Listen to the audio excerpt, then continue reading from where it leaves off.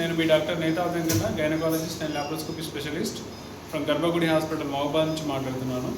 గర్భసంచి ఆపరేషన్ అయిన తర్వాత కూడా కొంతమందికి 5-10 సంవత్సరాల తర్వాత గడ్డలు తయారయ్యే ఛాన్సెస్ కూడా ఉంటాయి.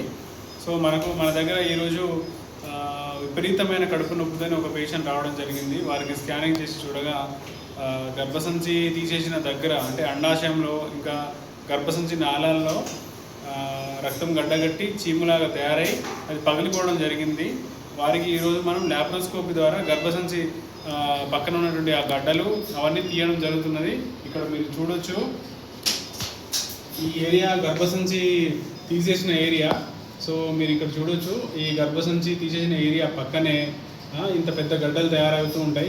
కొన్నిసార్లు గర్భసంచి ఆపరేషన్ మంచిగా చేసినా కూడా ఇలా గర్భసంచి ఈ అండాశయం లోపల గడ్డలు తయారవడం, ట్యూబ్స్ లోపల తయారవడం ఇటువంటివన్నీ జరుగుతూ ఉంటాయి. కానీ ఇప్పుడు కొత్తగా గర్భసంచి ఆపరేషన్ చేయించుకున్న వాళ్ళకి ఇంటర్నేషనల్ గైడ్లైన్స్ ప్రకారం చూస్తే గర్భసంచి నాళాలను కూడా గర్భసంచితో పాటు తీయాలనేది కొత్త గైడ్లైన్స్ వచ్చింది.